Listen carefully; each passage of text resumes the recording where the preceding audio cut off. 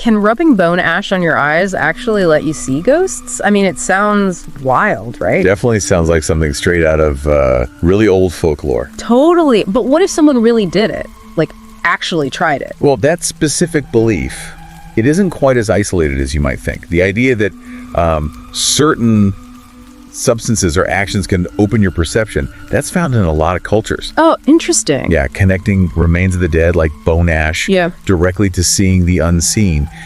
It's seen as potent because it's, well, what's left, the final physical bit. Right, makes a kind of symbolic sense. And yeah, it's not just bone ash. We hear stories about using tears from like a black dog, or even weird postures like crouching down and looking backwards between your legs. Folklore is absolutely full of these kinds of strange, almost ritualistic instructions for trying to glimpse the other side. So today we're doing a deep dive into this really compelling story. It came from a listener, actually, shared on one of those popular online storytelling channels. It's a properly chilling account, a personal story. So our mission here is to unpack it carefully. Look at the old beliefs she tested and explore the consequences she experienced, which were, well, surprising and long-lasting, it seems. Definitely seems that way. The person in the story, will call her Sky, like the source did. She was just a high school student when it all started. And her experiment, just testing one of these old folk methods, it looks like it unlocks something much bigger, much more permanent than she ever expected. Okay, so let's get into Sky's story. She lived out in a rural area very close to her grandmother. The source says she was in 10th grade when her grandmother passed away, quite suddenly. That's rough, especially at that age, losing someone you're that close to. And the funeral was held at the grandmother's house. Yeah, which is pretty common practice in many places. And during the funeral proceedings, specifically on the third night, the final night of prayers, something pretty weird happened. Okay. Sky's little cousin, maybe 4 or 5 years old, suddenly started crying really intensely during the ceremony. Just kept shouting, "Grandma's bothering me! Grandma, stop bothering me!" Whoa, that would definitely give you pause. A little kid seemingly reacting to nothing there. Exactly. Most of the adults apparently just brush it off, kid's tired, it's late, fussy. But Sky, she saw it differently, maybe because of her own grief. Maybe she already knew some of that folklore. She immediately suspected her cousin was actually seeing their grandmother's spirit. Ah, so that planted a seed. Totally. She started thinking, wow, what if I could see her just one more time? But she didn't think she had any kind of, psychic gift. Her only hope, she figured, was maybe seeing her in a dream. Okay, so the funeral finishes, the cremation happens, and the day after, the family goes to collect the bone ash. That's a standard part of the tradition too, right? It is, in many traditions, yeah. And this is the moment, the absolute turning point of the whole story. Sky standing there, looking at the ashes from the cremator, and this old saying she'd heard pops into her head. The one about the bone ash. The exact one. Apply bone ash from a cremation to your eyes, and you'll be able to see ghosts. Wow. Talk about folklore meeting opportunity. Right when she's grieving and vulnerable. Did the source say why people believed bone ash specifically worked? It doesn't dig super deep into the why, beyond it being, literally part of the person who passed. But the underlying idea is often that these remnants hold some connection to the spirit, like a key or a conduit to their realm. It ties into animism, ancestor reverence, that kind of thing you see globally. So she's there, grieving, curious, and the ingredient is right in front of her. What did she do? Well, she was wrestling with it. Is this real? Could it actually work? Plus that really intense desire just to see her grandmother again. The source says, yeah, she decided to try it. Did anyone see her? No, she did it in secret. Waited until the adults were busy with something else. Quickly dipped her finger in the ash, rubbed it on her eyes. No chanting, no big ritual, just the act itself. A quiet little experiment with potentially huge consequences. So what happened? Right then. Nothing. Absolutely nothing. The source is really clear on this. She opened her eyes, looked around, hoping. But everything looked totally normal. No grandma, no spirits, nothing. Huh. Must have been a mix of disappointment and maybe relief. You got it. Disappointed about her grandmother, but also just figured, okay, guess it's just an old wives' tale. Yeah. She completely dismissed it. Thought, right, that doesn't work, won't see anything. Okay, but, and here's the twist. That clearly wasn't the end of it. Things did start happening, just not immediately. Not at all the end. The very next day, they held another event at the grandmother's house, a merit-making ceremony. And merit making, just to clarify, that's a practice often in Buddhist traditions, right? Where you do good deeds or rituals and dedicate the positive energy, the merit to help others, like spirits or ancestors. Precisely that, yeah. A way to help them in the afterlife. So Sky was helping out, walking towards the kitchen, and she sees this old man standing outside the front of the house. Okay. Really distinctive looking. Yeah. Totally white hair, fair skin, dressed all in white, like maybe a religious practitioner. Like someone living simply, focused on spiritual practice. Exactly. And he was holding a cane. Did she know him? Not at all. Complete stranger. And in a small village like that, you usually know everyone or at least recognize faces. She had never seen this guy before. She thought maybe he was a guest who hadn't come inside yet. So she went to tell her mom. Yeah, pointed him out, asked her mom who he was, why he was just standing out there.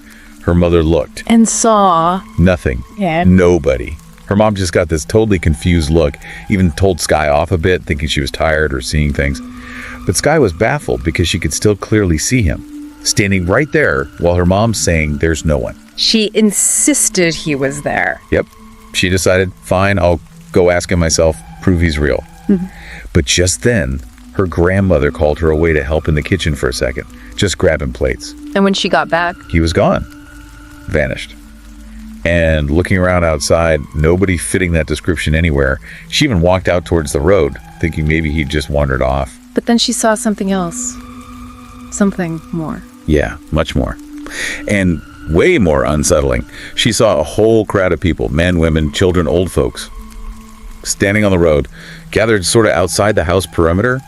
Again, faces she did not recognize at all, in her own village. At her own family gathering? That's jarring. It really is. She tried to rationalize it again, maybe more guests she didn't know, people passing through. She was still trying to spot the old man in white, but couldn't see him in the crowd. And later she asked her aunt about all these extra people. She did. Asked about all the unfamiliar faces outside. And her aunt, just as confused as her mom, said, "What guests? It was only village people today, everyone we know, and they all stayed inside." Her aunt even listed who came. All familiar names to Sky. So the crowd she saw, they just weren't accounted for by anyone else. This starts to feel less like imagination kicking in. It really does. But the source says Sky still hesitated. She didn't want to jump to ghosts yet, never having seen one, not sure what they even look like. This crowd looked totally normal. But the question of who they were stuck with her. Right. The source says the moment she really couldn't deny it anymore came a bit later. She was outside relaxing with her dog, Spy, around dusk, like 6 p.m. Yeah, just chilling outside the house. And she sees this dark, human-shaped shadow figure peek out from behind one of the house pillars, leaning out, then pulling back, over and over. Like it was hiding and watching her. That's properly creepy. Yeah, and quite close, too. It really startled her. She looked straight at the pillar, and the shadow vanished. But her dog, Spy, who'd been lying there calmly, suddenly jumps up. Oh, the classic animal reaction. They often sense things we don't. Exactly. Spy runs right to that pillar, starts barking and growling like crazy, really aggressively, like someone was standing right there. Yeah. That's what clinched it for Sky. Okay, I'm not just seeing things. She grabbed her stuff and ran inside, totally freaked out. Straight to her bedroom, probably felt safer there. Went straight there, opened the door, didn't turn the main light on yet, but the hallway light shone in just enough to see. And what did she see? Something standing in the middle of her room. A figure. The source says it looked about the same height as that shadow figure she'd just seen outside by the pillar. Oh, no. She was terrified, just instinctively recoiled, wanted to scream but couldn't get it out. Backed away fast and ran downstairs to find her grandmother. Did she tell her grandmother what she saw right away? No, not yet. She was too shaken. And still, a part of her wondered if she was maybe hallucinating from the scare outside. She was trying really hard to convince herself, it was dark, I didn't see clearly, maybe my imagination's running wild. But that awful possibility must have been right there. Could this be real? Could it actually be linked to the bone ash? Yes, that question was definitely starting to bubble up. Was that why this was happening now? Mm-hmm. But she still clung to the hope it was just fear, just her mind playing tricks. She managed to calm down a bit with her grandmother, but didn't want to go back upstairs alone that night. No way. Later on, though, 9 or 10 p.m., it started raining really heavily, and she suddenly remembered she'd left her bedroom window open. So, reluctantly, she had to go back up to close it. More cautiously this time, I hope. Turn the light on first. Yes, she learned that lesson. Went in, flipped the light on straight away. No figure in the middle of the room this time. Whew. She went over to the window, pulled the curtain back to shut the window against the rain, And she looked outside. and saw a little boy standing just outside the house, facing towards her window. He wasn't wearing a shirt, just old shorts, and he was looking down at the ground. As she watched, he slowly looked up at her. What did he look like? This source gives a really horrifying detail here. This is pure nightmare fuel.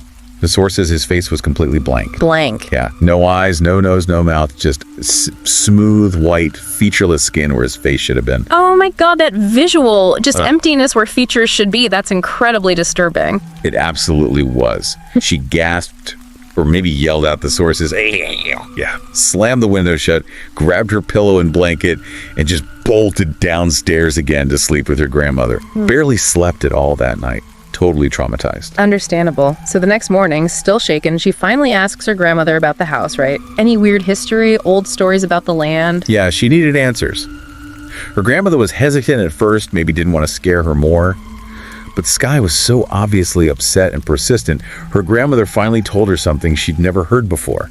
She said the land right next to their house used to be thick, overgrown forest. Okay. And because it was so dense and out of the way back in the day, people used it to secretly bury things they didn't want found, including the bodies of babies, stillborns, abortions, infants who weren't given proper burials. So basically an unmarked children's graveyard right next door. Pretty much. The grandmother said the older villagers used to talk about how haunted that patch of forest was, said they saw spirits there all the time, adults and kids. People actively avoided it. But then, eventually, things changed. Modernization. Exactly. The forest got cleared, houses went up, including theirs. And the hauntings seemed to fade over the years. People just stopped reporting seeing things so often. Wow. Okay, Sky must have immediately connected that history to the faceless boy. She did. Instantly. The story about the buried children lined up perfectly with that horrific image outside her window. She told her grandmother what she'd seen. The boy with no face. And this time, her grandmother took her seriously. Yes. The description clearly startled her. She confirmed that Sky probably had seen the spirits of those children, maybe restless, maybe seeking merit, acknowledgement. Her grandmother immediately took her the next day to do specific merit-making rituals, dedicating the merit to those spirits. Did that help? Did the sightings around the house stop after that? According to the source, yeah, they did decrease significantly around the house after they made merit for those spirits. However, and this is key, the story doesn't end there. It wasn't just about the house, the ability to see these things. That didn't go away. The consequences of that one little experiment with the ash were lasting. Seems so. About 2 months after the funeral, the story picks up again, but this time at Sky's school. She'd stayed late, about 5 p.m., for girls' soccer practice. Went to change in the restroom near the sports field afterwards. This is a normal school restroom. Seemingly. Walked in, it was empty. She went to the very last stall to change. As she walked back out, she passed the other stalls. Stall number 7 was empty. Stall number 6. The door was just slightly open, and she glanced in and saw a girl standing inside. Yellowish-orange t-shirt, back turned towards the door. Didn't think much of it, just another student. Okay, seems normal enough so far. But then, And she walks past the next stall, number 5, and she sees the exact same girl. Same clothes, same stance, back turned, standing in that stall too. wait, the identical girl in 2 different stalls at the same time. That's not possible. Physically. Exactly what she thought. That's what stopped her cold. She looked back at stall 6. Yep, girl still there, back turned. Then she looked back at stall 5 again. And this is where it gets really terrifying in this part of the story, isn't it? This is it. The girl in stall 5. Her body stays facing the back wall, but her head starts to slowly turn around towards Sky in this really unnatural way. And she smiled. Oh, I bet it wasn't a friendly smile. Not at all. The source describes it as this wide, unnatural, just deeply chilling smile. And as the head turned, Sky saw it. One whole side of the girl's head was caved in, bloody, like she'd suffered some kind of horrific, fatal injury. Oh, God. That image, the smile combined with that brutal injury, the shock must have been immense. That's too much. That's the last thing Sky remembered before everything just went black. She fainted, passed out right there. Woke up later in the nurse's office, the school infirmary. Yeah, with one of her soccer teammates sitting there. And get this, before Sky could even try to stammer out what she'd seen, her friend asks her straight up, "Did you see the girl in the restroom?" Wow. So, this wasn't some secret. Other people knew about this particular haunting. Oh yeah, big time. The friend explained people saw her all the time, especially around 5 p.m., which is why most students avoided that specific restroom then. They used the ones in the main building instead. And just like the faceless boy at her house, this restroom ghost had a known tragic backstory. She did. The friend told her this local story, something her own grandfather had passed down. Apparently about 20 years before, there was this awful crime. A young girl was murdered, and her body was hidden, dumped in that very restroom. It wasn't found for quite a while, until it was, well, badly decomposed. That's grim. But it's fascinating how Skye's personal sighting, triggered by the bone ash incident, is now being confirmed and contextualized by these very specific local histories and legends. It connects her experience to something known, something real in the local lore. Exactly. It reinforces it wasn't just her imagination. The friend said people saw the girl a lot right after the murder. Sometimes looking normal, other times like how she was found. Sightings got rarer over time, but she was still seen now and then. Usually, the friend said, by people who were maybe having bad luck, or significantly people who just genuinely had the ability to perceive spirits. That last part. That she was seen by people who had the ability to see spirits. That must have hit Skye hard, the ultimate confirmation. This wasn't just about her grandmother's house anymore. Something had fundamentally changed in her. That was the stark realization, yeah. She knew then she probably needed to make merit for this spirit too, and definitely decided to just avoid that restroom in the evenings from then on. And the ability itself, this new perception, did it ever fade? According to the source material, no, it didn't go away. Skye apparently still sees unexplained things quite often, even now, years later as an adult. She's learned over time to tell the difference between, living people and spirits, and she's reportedly gotten used to it mostly, not paralyzed by fear like she was at the start. So she went from seeing nothing unusual to someone who now perceives this unseen world regularly. And looking back, the source narrator explicitly states, Skye doesn't put it down to coincidence or bad luck or delusion anymore. She traces it all back to that one single moment, that secret act of putting her grandmother's bone ash on her eyes. What began as this brief, grief-fueled, curious impulse to see her grandmother seems to have permanently opened her sight from that day forward. The source narrator adds a really critical warning, too, which we absolutely have to mention. They point out that trying something like this isn't just potentially risky in a supernatural way, but physically dangerous, too. Getting bone ash, or really any gritty stuff, in your eyes can cause serious irritation, scratches on the cornea, inflammation, even permanent damage or blindness. Yeah, that's a crucial reality check.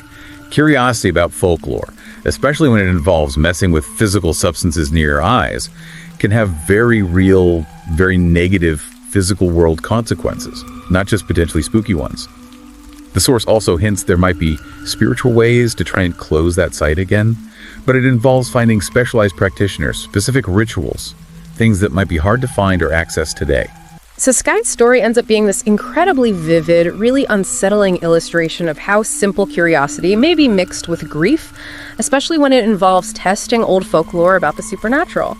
How it can lead down paths with totally unexpected, profound, and seemingly life-altering results. It moves past just believing in ghosts to showing a potential and pretty intense consequence of actively trying to engage with that possibility. It definitely provides that kind of aha moment, doesn't it? Mm-hmm. Highlighting the potential impact of deliberately poking at the unknown, even with something that started as a seemingly small, if strange, experiment. Yeah.